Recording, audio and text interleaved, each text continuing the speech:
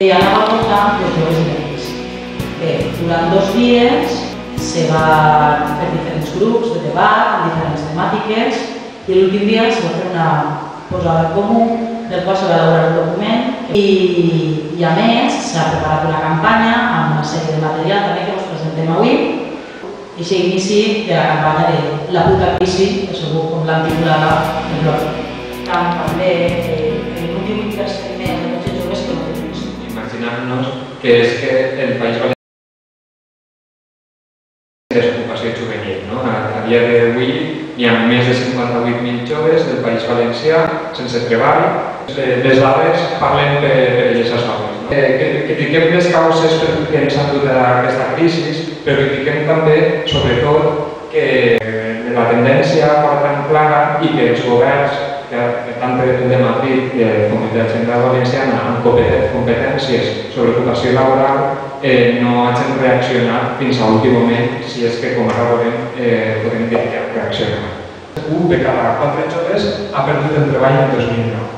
I això vol dir que en maig, segons les darreres dades de l'EPA, el País Valencià va passar de 58.000 joves sense treball. I no és només que va passar la xifra, sinó que la Generalitat Valenciana ha passat literalment d'eixos joves i no ha tret res per a solucionar això. La joventut valenciana és un col·lectiu en risc.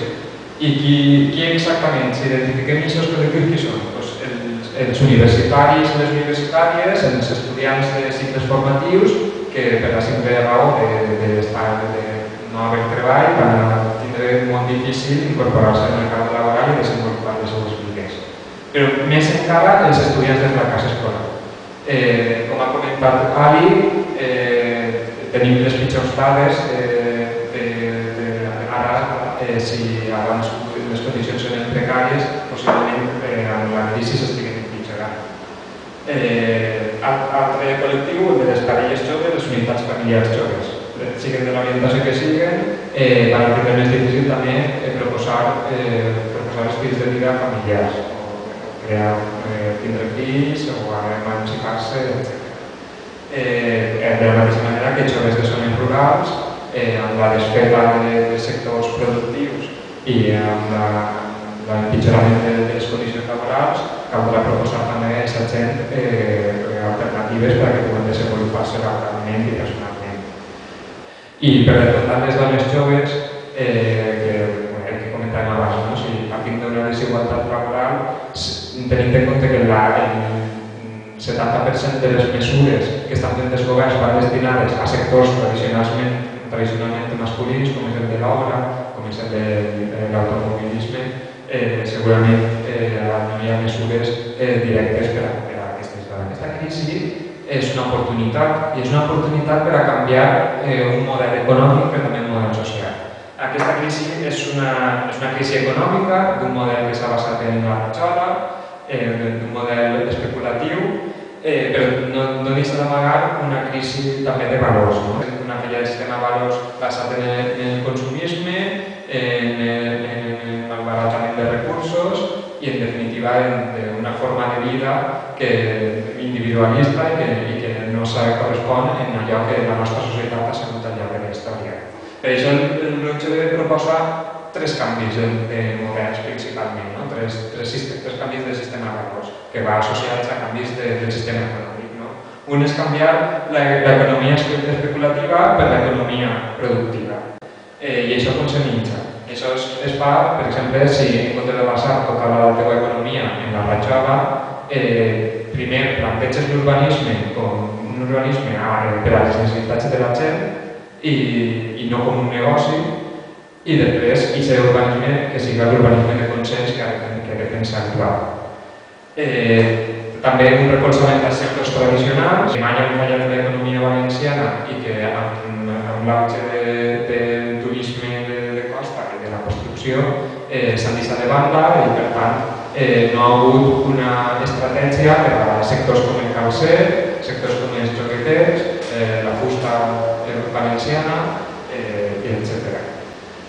Sobre el control del sistema financer, no sé si se pot dir més, però després del disparat que hem viscut amb les banques, si aprofitant que estan havent plans de rescat per a moltes caixes i per a empreses, que l'Estat d'una forma racional pugui posar un control per a que no s'arribi a situacions com les que hem viscut. I per últim, apostar pel cooperativisme. Com s'ha comprovat que les autonomies, les nacions i regions de l'Estat que han apostat des de sempre per un sistema cooperativista, ara han patit la crisi, però han tardat més en patir-la, per tant han pogut reaccionar en més temps. Estic parlant, per exemple, del País Basc i l'han patit d'una forma més lleugera. L'altre canvi seria el de canviar l'economia destructiva que hem tingut per una economia verda. Portava protecció ambiental simplement per patrimoni i per tindre un model de desenvolupament sostenible que permeta salvaguardar els recursos naturals. I finalment també canviar els sistemes de valoració de creixement econòmic. Per exemple, l'índex de desenvolupament humà que no tinga les contradiccions que té a dia d'avui, que entenga més tot allò que fa feliç a la societat, que comprenga també la protecció de la biodiversitat i donar només a l'agricultura i donar resposta a la demanda de gent que es preocupa per tindre productes agraris fructícoles de qualitat i no com que a voltes sentim.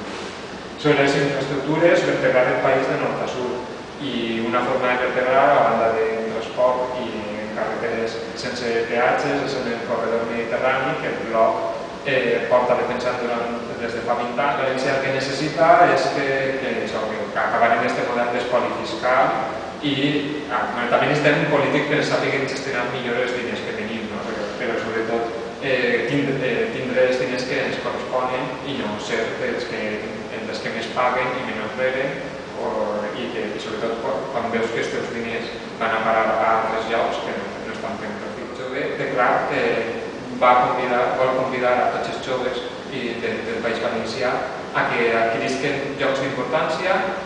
Volem adaptar això que diu que tota política que no la fem nosaltres no es farà contra nosaltres i en això volem encoratjar a tots els joves per a que